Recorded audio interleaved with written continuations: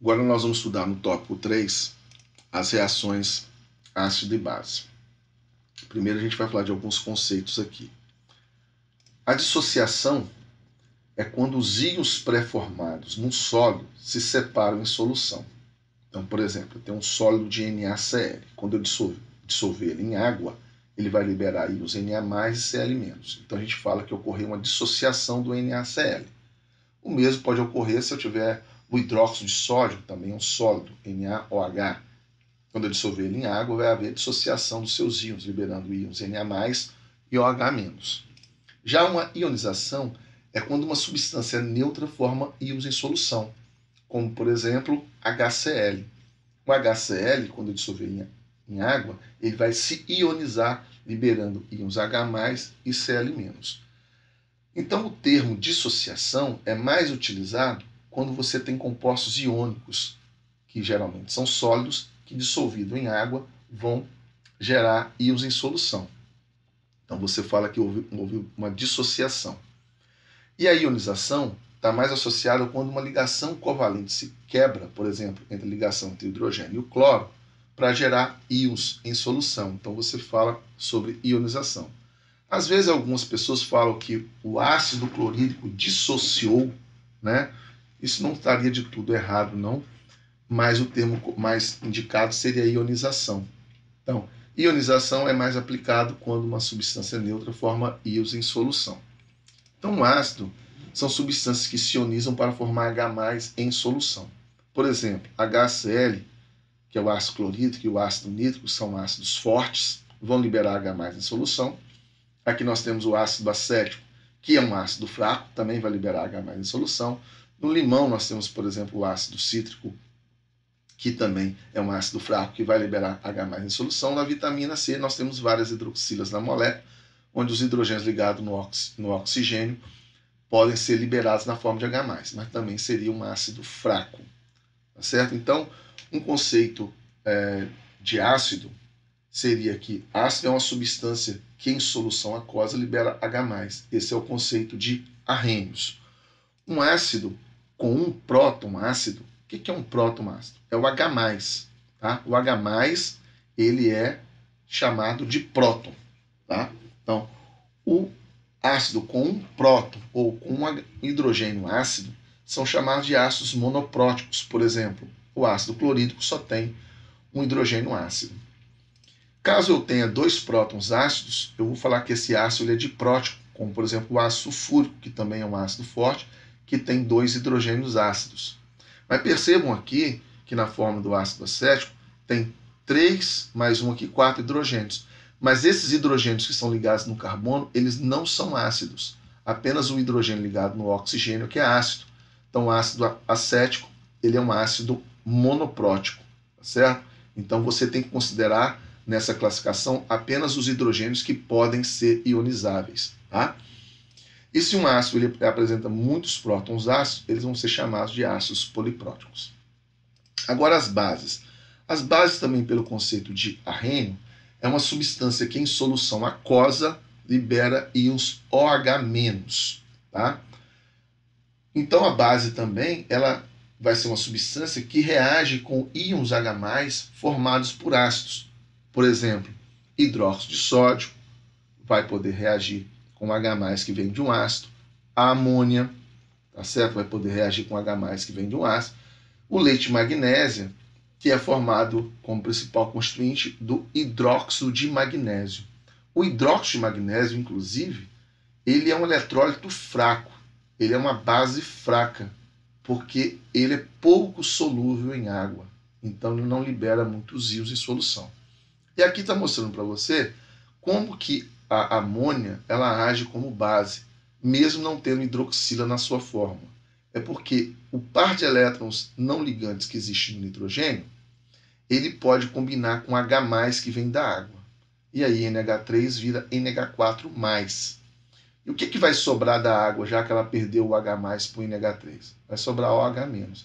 Então, quando eu pego amônia e dissolvo em água, eu vou produzir hidróxido de amônio, tá certo? Que é uma base. E isso em água libera íons OH-. Se libera íons OH- em solução, a amônia é uma base pelo conceito de Arrhenius. Os ácidos e bases eles podem ser fortes ou fracos. Os ácidos e bases fortes eles são eletrólitos fortes porque eles liberam muitos íons em solução. Então, eles estão completamente ionizados em solução ou quase que completamente ionizados, né? Porque você vai ter uma diferença, por exemplo, ácido clorídrico e ácido sulfúrico. São dois ácidos fortes. Mas qual deles é o mais forte? O mais forte é aquele que libera mais íons H+ em solução. E nesse caso vai ser o ácido clorídrico, que futuramente nós vamos estudar em outro capítulo, que nós podemos determinar essa força do ácido através da constante de acidez, que é o Ka. Tá? Mas por enquanto nós não vamos aprofundar nisso. Isso vai vir nos próximos capítulos. Bom, ácidos e bases fracas, eles são eletrólitos fracos, porque ácidos e bases fracas, eles estão pouco dissociados no caso das bases e pouco ionizados no caso dos ácidos, ou seja, eles liberam poucos íons em solução. Então, eles estão parcialmente ionizados em solução. Então, ácido forte está muito ionizado em solução. Ácido fraco está pouco ionizado. Base forte está muito dissociada em solução. Base fraca está pouco dissociada em solução. Então, uma base fraca pode ser um hidróxido que é pouco solúvel em água. Então, nas aulas anteriores que nós verificamos naquela tabela quais hidróxidos podem ser solúveis ou não, todos os hidróxidos que são pouco solúveis, eles vão ser bases fracas, certo? Bom, agora eu vou apresentar uma tabela para vocês, onde vai estar listado aqui alguns ácidos e bases fortes comuns. Nós temos ácidos, geralmente os ácidos inorgânicos, eles são mais fortes do que os orgânicos. Os ácidos orgânicos, geralmente, eles são ácidos fracos, tá? Então aqui nós temos os ácidos que não têm oxigênio na sua fórmula e nós temos os ácidos que têm oxigênio. Então esses que não têm oxigênio na fórmula, nós falamos que eles são hidrácidos. Os únicos hidrácidos fortes são esses três: ácido clorídrico, ácido bromídico e ácido iodídrico. O ácido fluorídrico, HF, ele é considerado um ácido moderado. Não é fraco, mas também não é forte. Já os ácidos que têm oxigênio são chamados de oxiácidos. E para você saber, então, qual oxiácido é forte, basta que você faça a subtração do número de oxigênio menos o número de hidrogênios que podem ser ionizáveis. Então, 3 menos 1, 2. 4 menos 1, 3. 3 menos 1, 2. 4 menos 2, 2. Se essa diferença for igual ou maior do que 2, esse oxiácido ele vai ser forte. Se for menor do que 2, ele vai ser considerado fraco, certo? Então, H3PO4, o ácido fosfórico, é exemplo de um ácido fraco. E as bases fortes? As bases fortes, todos os hidróxidos formados pelos metais da coluna A da tabela periódica, todos eles vão ser fortes, porque vão ser hidróxidos muito solúveis, como hidróxido de lítio, sódio, hidróxido de potássio, hidróxido de rubídio, hidróxido de césio. Outros hidróxidos também que formam base forte são os hidróxidos de cálcio, de estrôncio e de bário. Apenas esses são bases fortes porque eles vão ser bastante solúveis em água, tá certo? Lembrando, se o seu hidróxido é pouco solúvel em água, significa que ele é uma base fraca. Tá? Bom, identificando eletrólitos fortes e fracos. Se o seu composto ele é iônico e ele é solúvel em água, com certeza ele é um eletrólito forte. Por mais que ele está dizendo provavelmente, não. Se o seu composto é iônico e ele se dissolveu muito bem em água, ele vai gerar muitos íons em solução aquosa. Então, ele vai ser um eletrólito forte. Agora, se o seu composto é solúvel em água, mas ele não é iônico, ele só vai ser um eletrólito forte se ele for um ácido ou uma base forte. Se ele não for iônico, mas for solúvel em água, ele só vai ser eletrólito forte se ele for um ácido forte ou uma base forte. Ou seja, ácidos e bases fortes, que são geralmente bastante solúveis em água, eles formam soluções eletrolíticas e vão gerar um eletrólito forte. Se o seu composto é solúvel em água, ele não é iônico, mas ele é um ácido ou uma base fraca, como, por exemplo, a amônia dissolvida em água, a amônia é uma base fraca. Então, ela vai gerar poucos íons de solução aquosa. Então, ela vai ser um eletrólito fraco.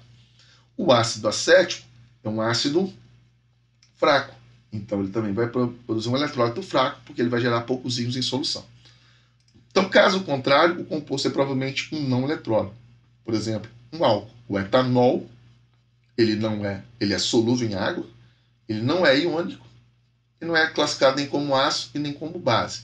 Apesar que na química orgânica nós falamos que o álcool, o etanol, ele tem um pK próximo de 15, então ele é um ácido bastante fraco, né?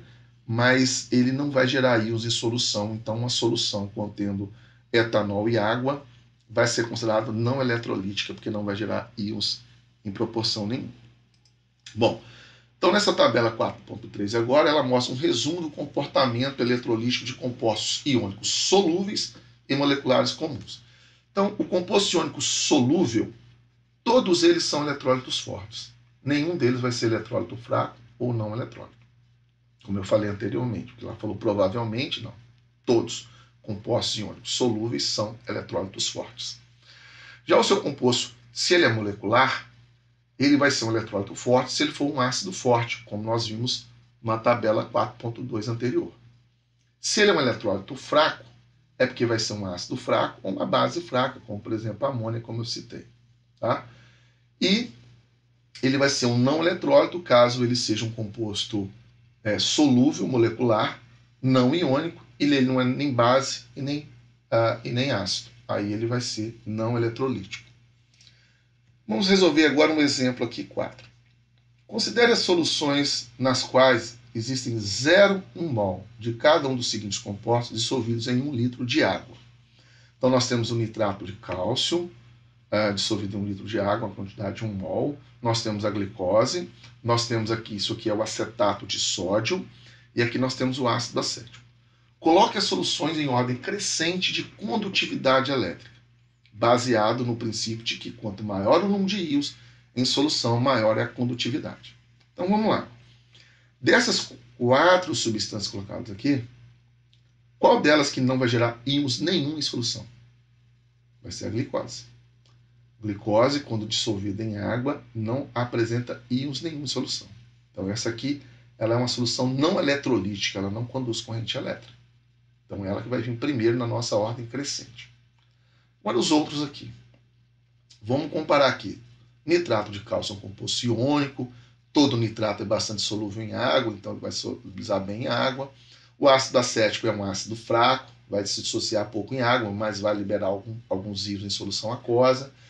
E o acetato de sódio, ele é um sal também bastante solúvel e vai ser completamente dissociado em solução. Então, depois da glicose, quem vai vir na nossa ordem aqui é o ácido acético. Ele que vai gerar menos íons comparado com esses dois aqui. Porque esses dois aqui são sais bastante solúveis em água, vão gerar mais íons em solução. Então, o nosso ácido acético, ele vai liberar algum íon em solução, só que ele é um ácido fraco, então ele vai liberar poucos íons em solução. Então, na nossa ordem crescente, primeiro é a glicose, depois é o ácido acético. Agora, nós temos que identificar aqui entre nitrato de cálcio e carbonato de sódio, qual deles vai apresentar mais íons em solução, porque quem apresentar mais íons em solução vai ser melhor na condutividade elétrica. Bom, o nitrato de cálcio, quando você dissolver em água, quantos íons ele vai gerar? Vai gerar cálcio 2+, 1. E vai gerar 2 quantidades de nitrato, NO3-. Então ele vai gerar um composto de nitrato de cálcio, vai gerar 3 mols de íons em solução. Tá?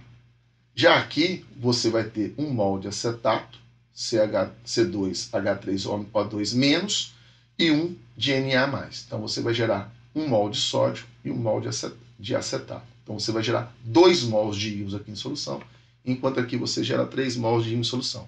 Então esse nitrato de cálcio é aquele que melhor vai conduzir a corrente elétrica, porque aqui você vai ter mais íons em solução do que aqui. Então, a sua ordem fica aqui.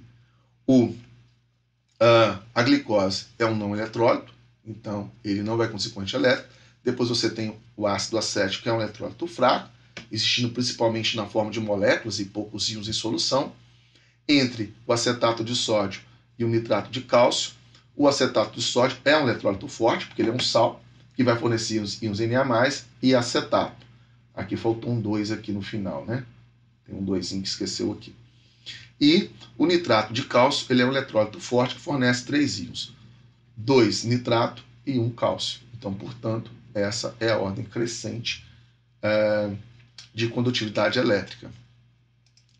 Nós também temos reações importantes aqui, que são as reações de neutralização, que vão gerar os sais. Então, a neutralização ela ocorre quando uma solução de ácido e uma solução de base são misturadas. Então, novamente, a gente coloca aquela reação clássica entre ácido clorídrico e hidróxido de sódio. Ácido clorídrico, um ácido forte, portanto, as moléculas estão completamente ionizadas. Hidróxido de sódio, uma base forte, quer dizer que seus compostos estão completamente dissociados. Então, o H+, combina com o H-, produzindo água, que é um eletrólito fraco, e o Na+, combina com o Cl-, gerando NaCl, que é um sal que está totalmente dissociado na solução, porque é um eletrólito forte. Observe que formamos o sal NaCl e água, né? Mas esse sal NaCl você só vai obter se você conseguir evaporar essa água aqui. Se você evapora essa água, aí sim o NaCl vai se cristalizar, porque ele não vai estar dissolvido, porque não tem mais água, né? O sal é um composto iônico cujo cátion vem da base e o ânion vem do ácido. Então é muito fácil completar essa reação. Porque o ácido sempre vai liberar o H+, e a base vai liberar o H- para poder formar água. O que sobrar disso vai ser o seu sal. Então o cátion vem da base e o ânion vem do ácido. Então você junta Na+ com Cl-, formando NaCl. Então a neutralização entre um ácido e o hidróxido metálico produz água e um sal. Vamos fazer agora então o exemplo 5. Escreva a equação balanceada para a reação do ácido carbônico e hidróxido de potássio. Pessoal, aqui foi colocado ácido carbônico, mas só para chamar a atenção. Ácido carbônico é um ácido muito pouco estável. Geralmente ele se decompõe em CO2 e água, tá certo? Mas naquela água que nós temos destilada no laboratório, se você medir o pH dela, você vai, uma água destilada, água pura, o pH deve dar 7. Você vai verificar que o pH, na verdade, é um pouco ácido, um pouco abaixo de 7, justamente porque existe um pouco, por exemplo, de CO2 dissolvido na água. Ou outros gases, né, como SO2, SO3, que possam existir na atmosfera. Mas CO2, com certeza, porque tem gás carbono na atmosfera, ele vai se dissolver um pouquinho na água. Por isso que vai deixar essa água um pouco ácida. Mas o ácido carbônico você não encontra na prateleira de um laboratório, porque ele é um ácido bastante instável e se decompõe facilmente em CO2 e água. Tá? Mas aqui é um exercício, nós vamos considerar a molécula dele. Então, primeiro, vamos escrever essa equação balanceada. Eu pego o ácido carbônico e vou reagir com hidróxido de potássio. Lembrando, o H+ vem do ácido, o H- vem da base. Então, H+ com H- forma água. O que vai sobrar é o potássio, que é o cátion da base, com o ânion, que é o carbonato CO3, 2-, né? A carga do ânion aqui é exatamente o número de hidrogênios que tem na forma. Então, a carga é CO3, 2-, que vai combinar com o potássio. Então, H+ com H- produz água, né? E o potássio vai combinar com o carbonato. A carga do potássio é +1, né? Porque só tem uma hidroxila aqui. O número de hidroxilas também vai indicar a carga do cátion aqui. Mas o potássio está na coluna da tabela periódica e todos os elementos estão na coluna da tabela periódica, tem carga +1. Então, o potássio +1, a carga deve vir para cá, e o carbonato, que é -2, a carga vem para cá. Por isso que a fórmula fica K2CO3. Isso aqui, ele é bastante solúvel em água, basta você ver lá na tabela das aulas anteriores sobre reação de precipitação. Então, para balancear a equação, você começa aqui pelo metal, tem 2 potássio aqui, aqui só tem 1, multiplica por 2. Vai lá para o carbono, que só tem 1 aqui está certo. Hidrogênio passou a ter 2 aqui, 4. Você tem 2 hidrogênios aqui, multiplica por 2 para ter 4. E oxigênio você tem 2 aqui, mais 3 aqui, 5. 2 aqui, mais 3 aqui, 5. Então a reação está balanceada. Olha, pede para você escrever a equação iônica simplificada para essa reação. Bom, olha só o que acontece aqui agora. O ácido carbônico, ele é um ácido fraco. Por isso que ele aparece na equação iônica simplificada. Eu não posso simplesmente escrever H+, porque se eu dissesse aqui H+ no lugar do ácido carbônico, eu estaria dizendo que esse ácido está completamente ionizado, e não é verdade. O ácido carbônico é um ácido fraco, lembrando que ele é um oxiácido. 3 menos 2 dá 1. Só seria forte se essa diferença fosse maior ou igual a 2. Então aqui ele é um ácido fraco, então eu não posso escrever H+, porque o ácido fraco ele se dissolve em água, mas ele é um eletrólito fraco, porque ele libera poucos íons de solução. Já no hidróxido de potássio, isso aqui é uma base forte, e isso aqui é um eletrólito forte, completamente dissociado em água. Então eu vou escrever apenas o que me interessa da reação, que é para a formação da água, que é o hidróxido, tá certo? Então aqui eu tenho que escrever o ácido, porque ele é um ácido fraco. Hidróxido de potássio, eu não escrevo hidróxido de potássio, porque ele é uma base forte. E aí eu vou escrever apenas o íon que me interessa, que é o hidróxido, nas reações de neutralização. O que me interessa é isso. Então esse hidróxido vai combinar com o hidrogênio que vem do ácido, produzindo água. O que vai sobrar do ácido carbônico é o íon carbonato, né? É o carbonato que aqui eu omiti o potássio, e se eu tivesse colocado, teria carbonato de potássio. Mas carbonato de potássio é um sal bastante solúvel e estaria, então, dissociado em solução. Então, o ácido carbônico é um eletrólito fraco, enquanto hidróxido de potássio e carbonato de potássio são eletrólitos fortes. Então, por isso que a minha equação iônica simplificada fica escrito dessa maneira. Então, atenção com esse exemplo. Nós também podemos ter reações ácido e base com formação de gás. Os íons sulfeto e carbonato eles podem reagir com H+, de maneira similar à hidroxila OH-. Então, se eu vou reagir aqui, ácido clorídrico, que é um ácido forte, com um sal sulfeto de sódio, que também é um eletrólito forte, que você pode conferir na tabela lá, naquelas reações de precipitação. Então, isso aqui não forma precipitado, é bastante solúvel em água, está totalmente dissociado. A reação que está ocorrendo aqui é uma reação de dupla troca. O sódio vai trocar de lugar com o H+, o que vai gerar, então, NaCl. E o hidrogênio vai vir aqui para combinar com o enxofre, formando o ácido, que é um gás, chamado de gás sulfídrico. Tá? H2S ele é um gás, ele é um ácido, mas ele apresenta no estado gasoso. Então a formação desse gás é que prova que ocorreu essa reação. E ela reage de maneira similar a uma reação ácido e base. Você tem aqui um ácido reagindo com sal, você vai produzir outro ácido e produzindo outro sal, uma reação de dupla troca, tá certo? De novo, H+ combina com enxofre, e o enxofre, a carga dele é -2. Por isso que o -2 vem para cá, H+ vem para cá. Fica H2S. Mais 2NaCl, Na+, combinando com Cl-, mais um para cá, menos um para cá, NaCl. Para balancear, você tem 2 sódio aqui, multiplica aqui por 2, passou a ter 2 cloro, então você tem que multiplicar aqui por 2 para ter 2 cloros. E se você tem 2 hidrogênios, tem que multiplicar, você fica igual aqui, né? Não precisa multiplicar por nada, porque você já tem 2 hidrogênios na forma, você tem um enxofre e um enxofre, então está tudo balanceado. Se você for escrever a equação iônica dessa reação aqui, basta você representar o H+ e o sulfeto para formar o ácido sulfídrico, que é o que prova que essa reação ocorreu porque produziu um gás.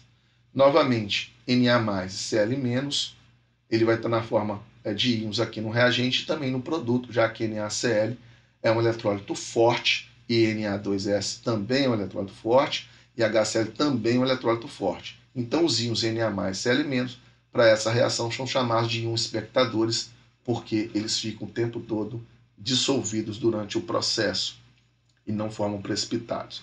Então essa reação forma esse gás sulfídrico quando o H+ do ácido combina com o sulfeto do sulfeto de sódio. Uma outra reação aqui interessante, que é bom saber essa reação, é quando eu pego o ácido clorídrico, que é um eletrólito forte, totalmente dissociado em água, ionizado em água, reagindo com outro eletrólito forte, que é o bicarbonato de sódio, que é um sal bastante solúvel em água.